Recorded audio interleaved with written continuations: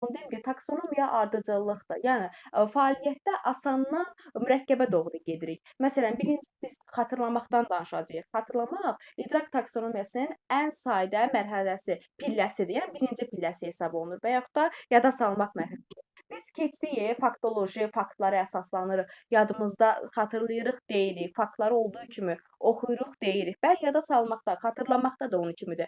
Xatırlama mərhələsində də biz mərhələni məsələn, bizə müəllim sual verir, fakta əsaslanaraq, biz yadımıza salıb, xatırlayıb cavab veririk. Yəni bu hafizəyə, yaddaşa əsaslanır bu mərhələ. Adından göründüyü kimi xatırlamaq və yaxud da yada salmaq.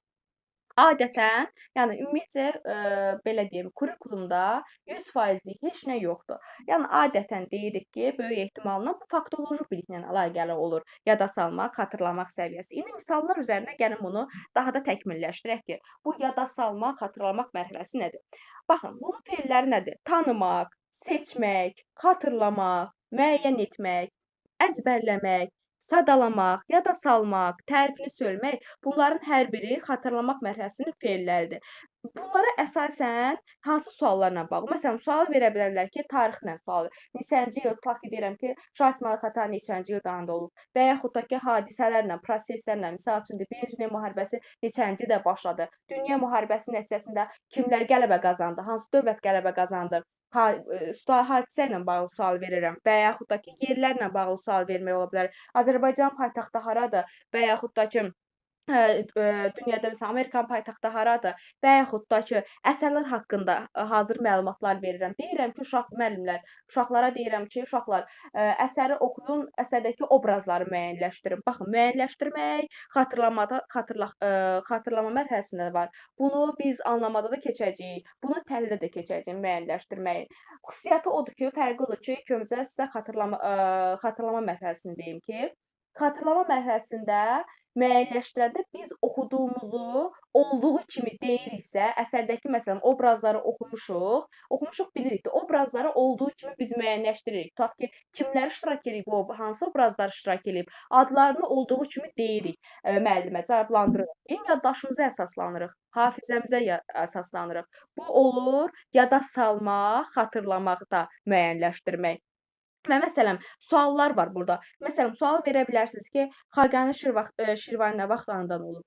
Yaddaşa əsaslanıb cavab verəcək uşaq. Və yaxud da Nəsrəddin Tusinin coğrafiya elmi inkişafında hansı rol olubdur? Coğrafiya elmində Nəsrəddin Tusini oxuyubdur. Onun hansı rolu olduğunu şagird yaddaşına əsaslanır, hafizəsinə əsaslanır, cavab verir. Və yaxud da ki, Qasım bəy Zakir ən çox nə ilə məşhurdur? Burada yaddaşına əsaslanıb cavab verir. Osmanlı ilə Səfəvilər arasında İstanbul müqaviləsi nə vaxt imzalanıb? Yenə fakta əsaslanır, yaddaşa əsaslanır, cavab verir. Bir dəqiqə gör burada kimlər var? Hə.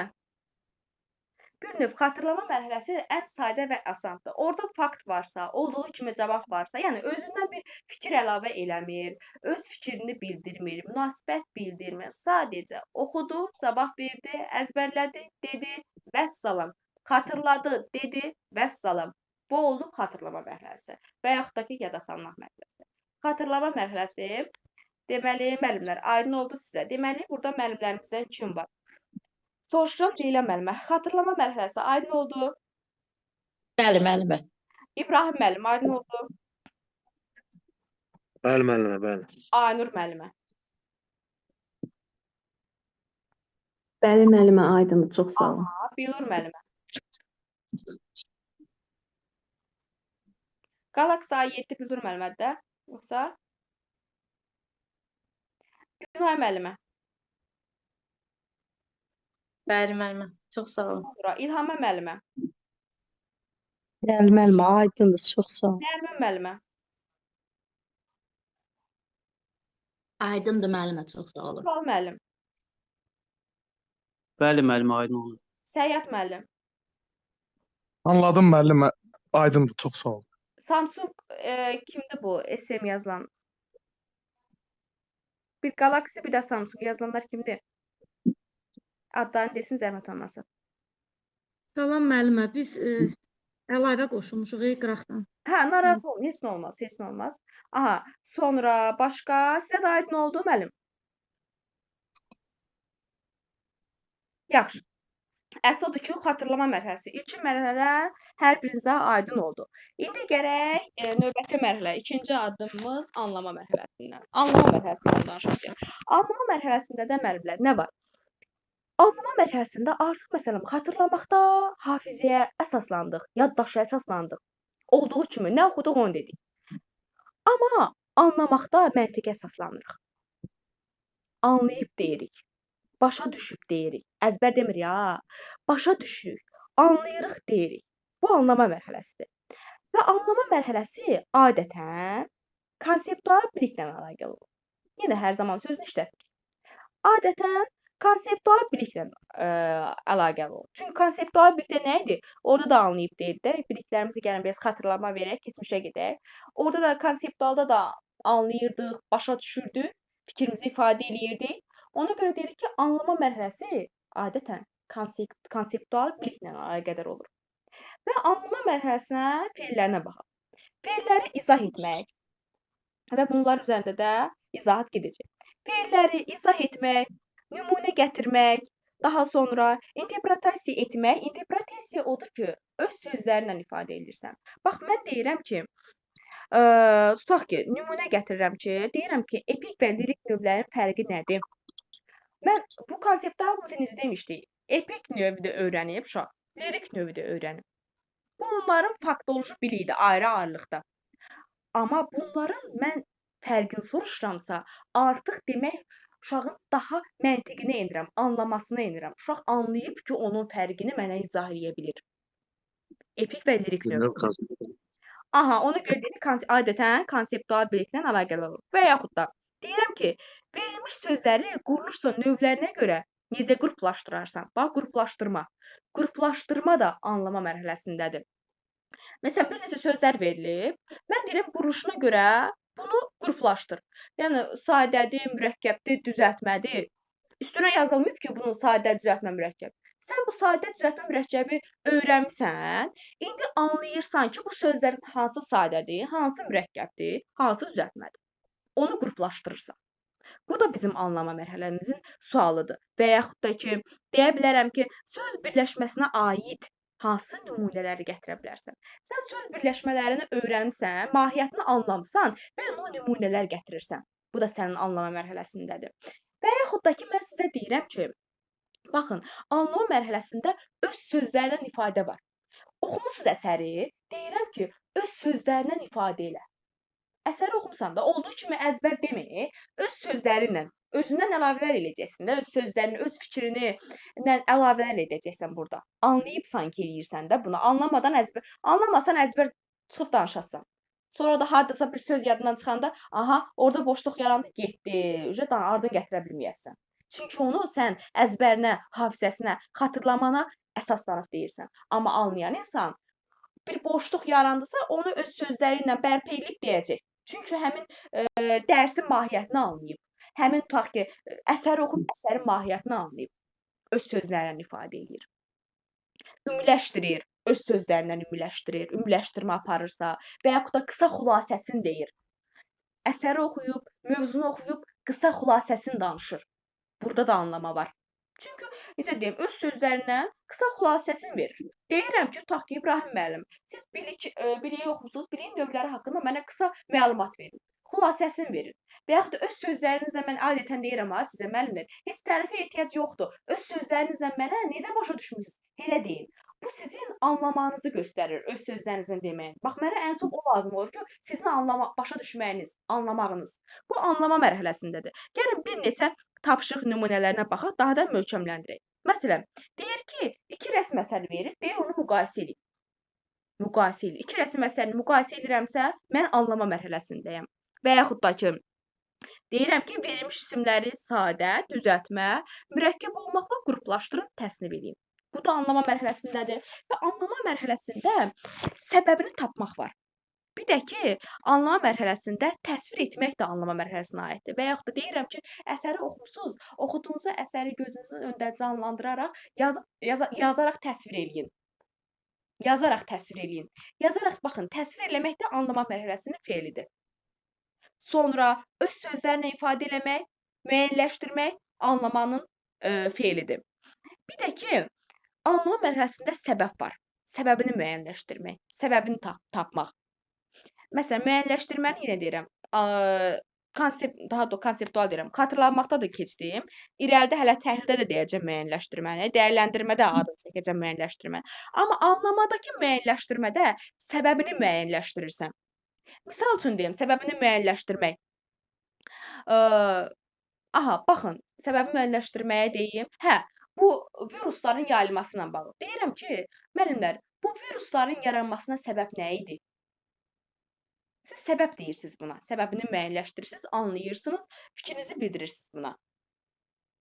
Amma ki, desəm ki, münasibətiniz, bu virusların yayılmasına münasibətinizi bildirin, artıq onu indi deyəcəm, dəyərləndirmədədir. O dəyərləndirmədə olacaq. Deməli, ora keçmirəm. Anlama mərhələsində nələr dedik? Anlama mərhələsində izah eləmək var, nümunə gətirmək var, fərqləndirirsən. İki fərqli faktı müəyyənləşdirirsən, nəticəyə gəlmək var, müqayisə eləmək var, təsvir eləmək var, bayaq dedim, təsnif eləmək var, qruplaşdırırsan, öz sözlərindən deyirsən, səbəbini tapırsan, araşdırmaqdır. Bunlar hər biri anlama mərhələsinə aid açar sözlərdir. Sonra açar sözlərdir. Sonra gəlirik nəyə? Bir dəqiqə. Tətbiq. Tətbiq etmə səviyyəsi. Tətbiq keçməmişdən qabaq müəllimlər, bu yeni kitaba baxdım 2026-nın kitabına. 2026-nın kitabında yoxdur, amma yenə də mən sizə bunu deyim də, testlərdə qarşınıza çıxacaq, çünki test hələ yenilənməyib. Anlama mərhələsində tətbiqlə qarışdırırlar. Baxın, əgər verilsə ki, sizdə testdə qarşınıza çıxacaq ki, düstura əsasən, verilmiş düstura əsasən, məsələni həll elə olsa anlama olur. Müəllim deyir ki, uşaqlar, baxın, sizə düsturu verirəm. Bu düstura əsasən məsələni həll eləyin, misalı həll eləyin. Uşaq, məsələn, düsturu anlayır ki, məsələni həll eləyə bilir. Bu anlama mərhələsindədir. İndi keçirik tətbiq etmə mərhələsinə. Yadınızda saxlayın bunu. İndi keçirik tətbiq mərhələsində. Tətbiq mərhələsində icra var və anlama mərhələsinə sıx əlaqəlidir. Biz anlamasaq bir hadisəni, bir nüansı, onu tətbiq eləyə bilməyəcəyik. Biz tətbiq eləyərək anladığımızı vərdişə çeviririk. Bax, mən sizə niyə deyirəm ki, müəllimlər, mütləq test işləyin. Dərsi oxudunuz, anladınız, əla. Amma tətbiq mütləqdir. Tətbiq eləyəndə möhkəmlənir. Bax, bayaq Turan müəllimə dedim. Turan müəllim dedi ki, mövzuların bəzilərini oxumamışam. Dedim, mövzulara mütləq baxın və onun testlərini eləyin ki, tətbiq eləyin ki, möhkəmlənsin. Bugün siz anlaya bilərsiniz bunu, indi dərs ərzində. Ancaq üstündən bir həftə keçməmiş yadınızdan çıxacaq. Test eləməsəz. Niyə? Çünki tətbiq eləməmsiniz. Amma test eləyəndə bir neçə test işləyirsiniz bir mövzuya aid. Təkrar artıq möhkəmləndirirsiniz. Üstünə səhv eləyirsiniz, bilmirsiniz. Deyirsiniz ki, bilirəm. Amma testi açırsınız, baxırsınız ki, bir neçə testi başa düşməmsiniz. Amma tətbiq eləyirsiniz. Onun üzərində biz izahatını verirəm, onda möhkəmləndirirsiniz. Yəni, tətbiqdə artıq vərdişə çevrilir. Möhkəmləndirir tətbiq nəticəsində. Və tətbiq adətən, burada prosedural biliklə əlaqəli olur. Hər zaman demirik. Adətən, prosedural biliklə. Çünki prosedural bilikdə nə demişdik? Prosedural bilikdə tətbiq var idi, icra var idi, bir işin ardıcıllığı var idi. Ona görə deyirik ki, adətən tətbiq etmə prosedural biliklə əlaqəli olur. İndi gələk tətbiq etmə mərhələsinə uyğun feillər var. İcra etmək, həyata keçirmək. İcra etmək, həyata keçmək, həll eləmək, hesablamaq, istifadə etmək, nümayiş etdirmək, tamamlamaq, sınamaq, yerinə yetirmək, səhnələşdirmək. Bunlar tətbiq etmə mərhələsinin feilləridir. Məsələn, deyirəm, oxuduğunuz dialoqu səhnələşdirin. Oxumusunuz, anlamısınız, indi gəlirsiniz onu səhnələşdirməyə. Sağ olun. İndi gəlirsiniz onu səhnələşdirməyə. Burada tətbiq var. Sonra, əgər desəm ki, əldə etdiyiniz məlumatlardan istifadə edərək cədvəl qurun. Baxın, cədvəl qurmaqda tətbiq etmə mərhələsindədir. Bunu yaratmaqla, indi keçəcəm yaratmağı, qarışdırmışsınız. Əldə etdiyiniz məlumatlardan istifadə edərək cədvəl qurun. Bu da tətbiq etmə mərhələsindədir. Oxuduğunuz dialoqu səhnələşdirin. tətbiq etmə mərhələsindədir. Sonra məsələnin həllini tamamlayın, tətbiq etmə mərhələsindədir. İndi gəlirik nəyə? Müəllimlərin qarışdırdığı, nədənsə istifadə eləyib, nəsə etməyə. Əgər düstura, hazır düstur verilibsə sizin əlinizə, müəllim hazır düstur verib, deyirəm ki, müəllim sizə istiqamət verirsə, bir növ belə deyirəm, sizə kimsə nümunə verirsə sizə, istiqamət verirsə, siz onda nəyisə icra edirsinizsə, bu anlamadır. Bu anlamadır. Amma ki, mən əgər deyirəm keçirilmişlər əsasında layihə hazırlayın, bu tətbiq etmədir. Niyə? Sizə kimsə hal-hazırda istiqamət vermir. Əlinizdə hal-hazırda bir nümunə vermir. Siz özünüz keçmisiniz, bir neçə mövzu keçmisiniz, nələrsə keçmisiniz. Onun əsasını layihə hazırlayırsınız. Bu tətbiq etmədir.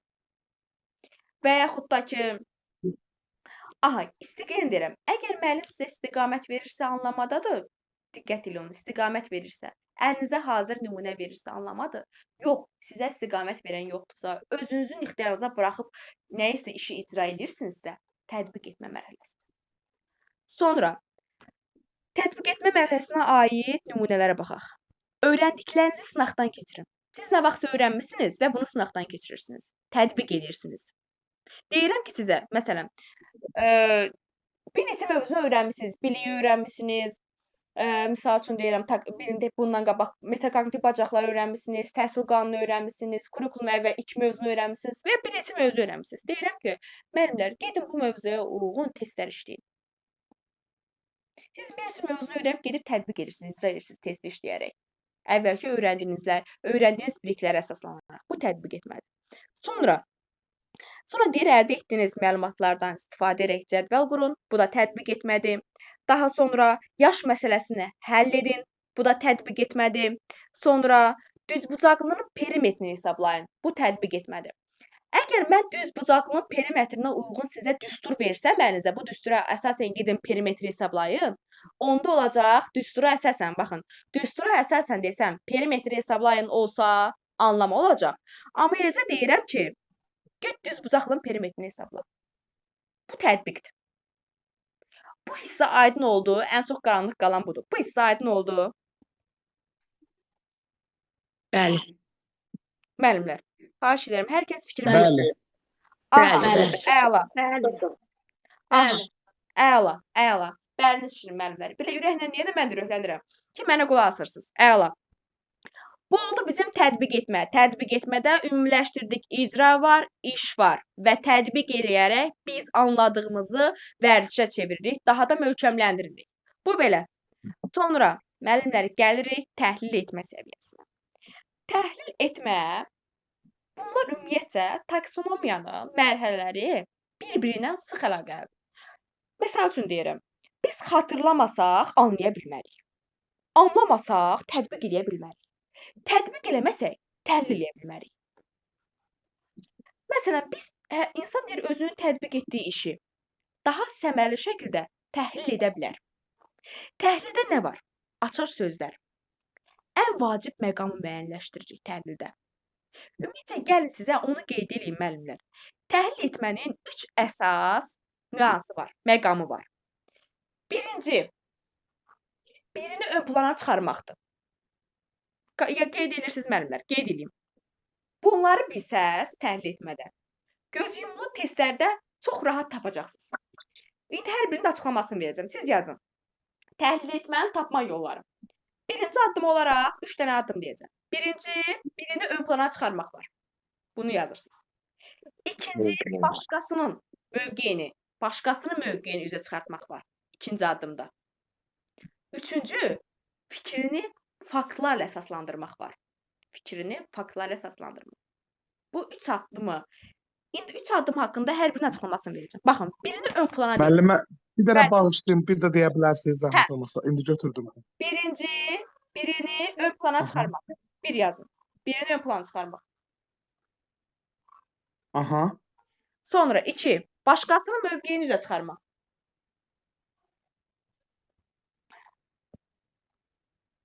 Başqasının Aha. mövqeyini. 3, fikrini faktlarla əsaslandırmaq. Sağ olun müəllim, çox sağ olun. Aha. Məsəl üçün, Birini ön plana çıxarmaq deyirik. Getmisiniz, tutaq ki, deyirəm, Səyahət müəllim. Bir neçə restoranda pizza yemisiz. Sizdən soruşuram ki, Səyahət müəllim, sizcə getdiyiniz restoranlardan ən dadlı pizza verən hansı idi? Siz deyirsiniz filan restoran. Baxın, birini ön plana çıxartdınız. Ən dadlı soruşuram ki, hansı oldu? Və yaxud da bir neçə əsər oxumusunuz. Deyirəm ki, Leyla müəllimə bir neçə əsər oxuyub, deyirəm Leyla müəllimə, oxuduğunuz əsərlər içərisində sizə ən təsir edən hansı olubdu?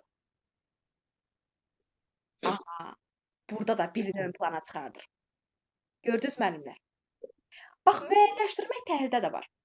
Dəyərləndirmədə də var. Dəyərləndirməni keçməmişik ki, deyəcəm. Anlamada da var. Əgər iki dənə hadisəni müəyyənləşdirirsinizsə, sadəcə oxşar fərqli cəhətlərini. Amma müəyyənləşdirib birini ön plana çəksinizsə, ən yaxşısı, daha yaxşısı, ən önəmlisi, bir neçəsini ön plana çəksinizsə, birini daha doğrusu dəyərləndirib onlar içərisində birini ön plana çəksinizsə, bu təhlildir.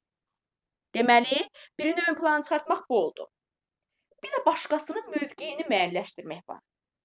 Bax, deyirəm ki, burada, gəlin buradakı münasibətlərə baxaq. Deyir ki, sizcə yazıcı Qurbanəli bəyə necə münasibət bəsləyir? Buradan məndən nə soruşur? Mənə öz münasibətimi soruşmur. Məndən yazıcının münasibətini soruşur ki, sizcə yazıcı Qurbanəli bəyə necə münasibət bəsləyirdi? Başqasını, mən indi başqasının mövqeyini müəyyənləşdirirəm. O başqası kimdir? O başqası yazıcıdır. Mən yazıcının, bəli, müəllifin mövqeyini burada müəyyənləşdirirəm. Bu təhlil etmədir. Və yaxud da ki, məsələn, iki insan qarşı-qarşıya durub söhbət edirsiniz. Siz onun sətraltı nə deməyini, nə deyəcəyini, məsələn, başqa söz deyir də, amma müəyyənləşdirməyə çalışırsınız ki, bu əslində nə demək istəyir? Onun mövqeyini, qarşıdakı insanı siz mövqeyini təhlil edirsiniz. Tutaq ki, Səyahət müəllimlə Turan müəllim qarşı-qarşıya durub söhbət edir. Turan müəllim Səyahət müəllim nə demək istədiyini təhlil etməyə çalışır. Onun mövqeyini, Səyahət müəllimin mövqeyini təhlil etməyə çalışır. Leyla müəllimlə Kəmalə müəllimə tutaq ki, söhbət edir. Leyla müəllimə özündə təhlil edir Kəmalə müəlliməni. Ki, bu nə demək istəyir? Başqasının mövqeyini də, başqasıdır şəxs. Onun mövqeyini müəyyənləşdirir.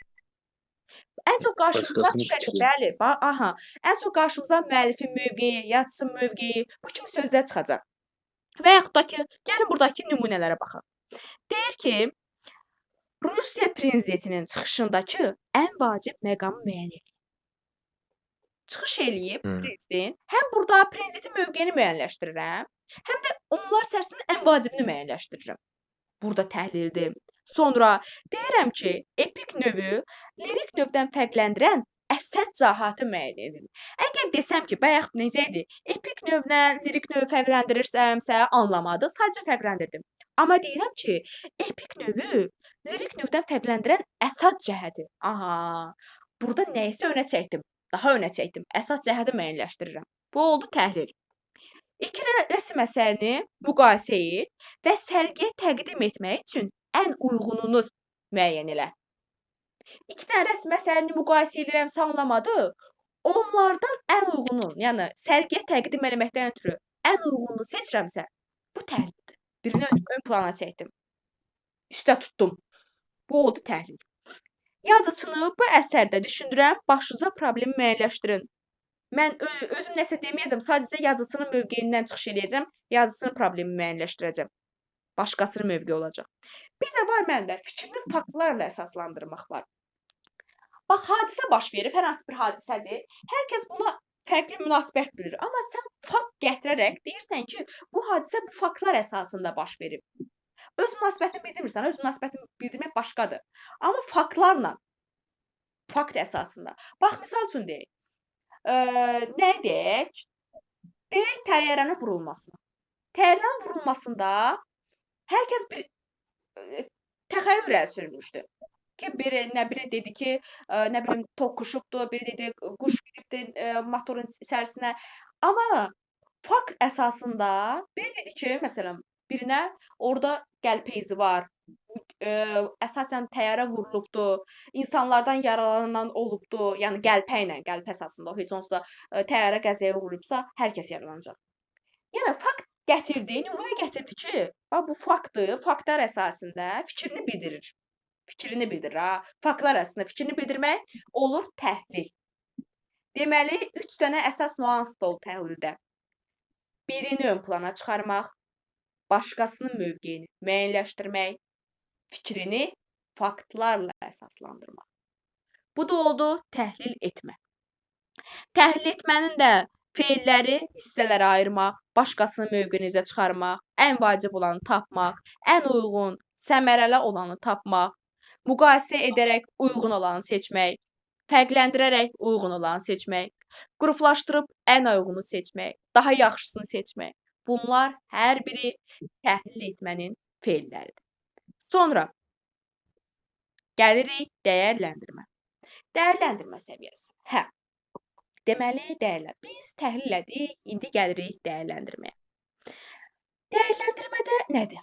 Dəyərləndirmədə müəllimlər, sizdən nə soruşulur? Sizdən öz münasibətinizi, özünüzün mühakimənizi soruşur. Deməli, anlamada öz sözlərimdən ifadə elədim. Sonra öz harda gördük sonra.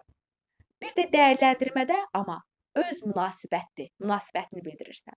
Bax, deyirəm ki, sizə, müəllimlərdən adını çəkərək, bax, deyirəm Şəfqə müəllimə, sizə görə münasibət bildirirsiniz. Deyirəm ki, bu sertifikasiya imtahanının keçirilməsi necə münasibət bildirərsiniz bu sertifikasiya imtahanına? Münasibətinizi bildirə bilərsiniz Şəfqə müəllimə.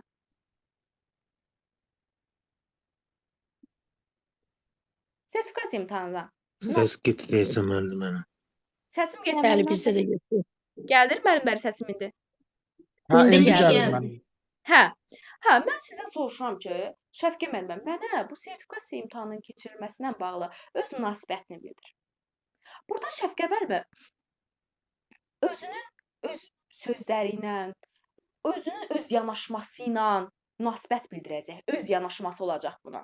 Bax, mən bu sualı deyirəm müəlliməyə də versəm, İbrahim müəllimə versəm, Şəfqə müəllimə, Səyyad, Aynur müəllimə, Aytən müəllimə, Günay müəllimə, İlham müəllimə versəm, hər kəsin yanaşması fərqli olacaq. Çünki hər kəs öz münasibətindən, öz yanaşmasından fikir bildirəcək. Bu dəyərləndirmədir. Dəyərləndirmədir. Amma ki, məsələn, təhlildə nə idi? Amma təhlildə öz münasibətin olmayacaq. Təhlildə sən başqasının yerindən çıxış edib danışırsan. Başqasına münasibət bildirirsən, başqasının fikrinə münasibət bildirirsən, təhlildə oldu. Amma dəyərləndirmədə öz münasibətini bildirirsən. Münasibəti bir təhlillə dəyərləndirmədə münasibət bildirmə aydın oldu. Təhlildə başqasının münasibətini bildirirsən. Yazıcı olsun, müəllif olsun, başqa bir şəxs olsun, onun adından münasibət bildirirsən, onun fikrinə münasibətini bildirirsən. Amma ki, dəyərləndirmədə sən özün olaraq, öz şəxsiyyət kimi öz münasibətini bildirirsən hadisələrə. Öz yanaşmandan dəyərləndirirsən, öz yanaşmandan mühakimə irəli sürürsən. Bu oldu dəyərləndirmə səviyyəsi. Və, dəyərləndirmə səviyyəsi də aydın oldu müəllimlər, təhlillə dəyərləndirmənin də fərqi. Bəli, müəllim. Bəli. Əla. Bir də dəyərləndirmənin feili də qiymətləndirmək, yoxlamaq, əsaslandırmaq, elə dəyərləndirmək sözü özü, qərara gəlmək, öz münasibəti, bunlar hər biri də dəyərləndirmənin terminləridir, feilləri daha doğrusu. Gəlirik nəyə? Gəlirik yaratmağa. Ən üstün səviyyədir müəllimlər. İdrak taksonomiyasının ən üstün və ən rahat, sadə mərhələsidir, yaratmaq mərhələsidir. Deyək, ən ali səviyyədir. Niyə? Çünki nəsə yaradırsan. Söhbət nəyəsə ixtirasından getmir, sırf nəyəsə ixtira eləsən. Adi bir problemi irəli sürsünlər müəllimlər. Siz problemə fərqli bir yanaşma irəli sürürsünüzsə, fərqli yanaşma, fərqli fikir, yeni bir fikir, yeni bir ideya ortaya qoyursunuzsa, bu olur yaratmaq mərhələsi. Gəlin yaratmaq mərhələsindən bağlı feillərə baxaq. Qurmaq, yaratmaq, dizayn eləmək, təklif irəli sürmək, təklif etmək, ixtira etmək, icad eləmək, tərtib etmək, bunlar yaratma mərhələsinin feilləridir. İndi nümunələrə baxaq. Deyirəm ki, köhnə problemin yeni həll yolunu hazırlayın. Köhnə bir dənə problem var. Deyirəm, indi ona yeni həll yolu hazırlayın. Yeni. Bu yaratmaq mərhələsindədir. Mövzuya uyğun şeir yazın.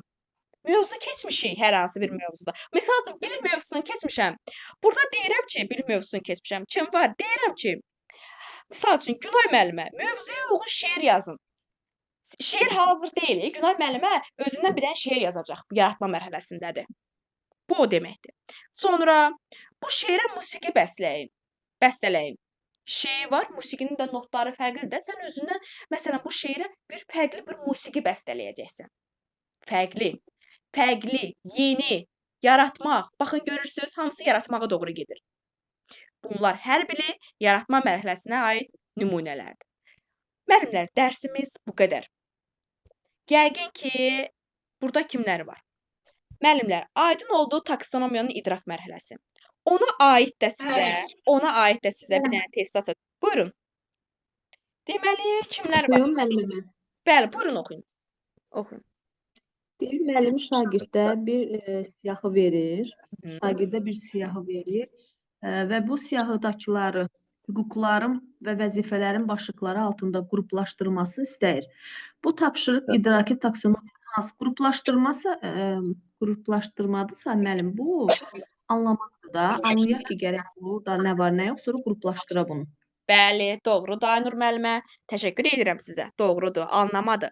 Deməli, siyahı verir, hüquqları və vəzifələrim haqqında. Bunları qruplaşdırırsa Aynur müəllimə demiş. Demək, bu şəxs, bu şagird anlayıb ki, qruplaşdıra bilir. Əla. Sonra ikincini oxusun. Kim var burada? Adlarını görə bilmirəm. Bir oxusun. Kimlər var oxusun. Buyurun. Burada Oxuyum müəllimə. Buyurun Səyyad müəllim, oxuyun. İkinci sual. Müəllim şagirdlərə mənəvi, əxlaqi dəyərlərin cəmiyyət üçün əhəmiyyəti barədə mühakimə yürütməyi tapşırır. Bu tapşırıq idraki taksonomiyanın hansı mərhələsinə uyğundur? Aha, Demək müəllimə burada mən sizə sual bəli. Buyurun.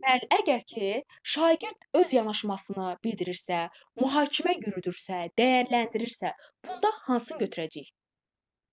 Əlbəttə ki, müəllimə dəyərləndirmək. Əla Səyyad müəllim, təşəkkür edirəm. Mühakimə bildirir, yəni özü mühakiməsini bildirir. Bəli, öz yanaşmasını Sağ olun. bildirir buna. Öz yanaşmasını bildirir. Əla, super. Sonra üçüncüsünü oxusun. Kimlər var oxusun? Müəllim üçüncü müəllim. Bəli, buyurun müəllim, oxuyun. Müəllim şagirdlərə bir kərə yüksələn bayraq bir daha enməz fikrini hansı mütəfəkkirə aid olduğunu soruşur. Bu sual idrak taksonomiyasının hansı mərhələsinə uyğundur? Xatırlamaq. Əla, super. Kiminiz adınız nə zəhmət olmasa müəllimə? Aygün. Aygün müəllimə. Əla. Təşəkkür edirəm. Xatırlamaq Aygün müəllimə. Buyurun oxuyun müəllim. Müəllim riyaziyyat dərsində şagirdlərə verilmiş düstura əsasən sinif otağının həzmini tapın tapşırığını verir. Bu tapşırıq idrak taksonomiyasının hansı mərhələsinə uyğundur? Mənim burada düstur varsa anlamaq. Əla. Qəşəng, bəli. Çox sağ olun müəllim, təşəkkür edirəm. Verilmiş düstura. Əgər düstur olmasaydı tətbiq etmək Bəli, olardı. hansı düstur verilibsə, əlinizə o düstura əsasən nəyisə hesablayırsınızsa, bu anlama mərhələsindədir. Əla, çox gözəl. Əla, sonra növbəti. Buyurun oxuyun. Müəllim şagirdlərə əsərdə müəllifin baş qəhrəmana qarşı mövqeyini və həmin əsərin ideyasını müəyyən etməyə tapşırır. Bu tapşırıq idraki taksonomiyanın hansı mərhələsinə uyğundur? Müəllim, burada müəllifin baş qəhrəmana qarşı mövqeyini müəyyən etmək deyirsə, burada təhlil etmə mərhələsi olacaq da, yəni başqasına olan mövqeyini. Bəli, Günay müəllim. Doğrudur, başqasının mövqeyini müəyyənləşdirir şəxs. Doğrudur. Əla, çox sağ olun, təşəkkür edirəm Günay müəllimə. Çox sevindirici haldır ki, hər biriniz bunu başa düşmüsünüz. Nə gözəl iki zatdan. Əla, sonra 6-cı sualı. Buyurun müəllimlər, oxuyun. Oxuyun müəllimə. Kim oxuyubsa, yox, o kim oxumayıbsa Səyyad müəllim oxusun burada. Aha, yaxşı. Kim oxumayıb oxusun. Mən adları görə bilmirəm də test açmışam deyə, ona görə çəkə bilmirəm adınızı. Nərmin müəllim, Şəfqə müəllimə burdadır. Nərmin müəllimə, Şəfqə müəllimə. Havanın çirklənməməsi üçün alternativ həll yolları tapılın. Verilmiş tapşırıq idraki taksonomiyanın hansı mərhələsinə uyğundur? Mən sual verim sizə. Alternativ deyən nə başa düşürsünüz? Alternativ deyən nə başa düşürsünüz?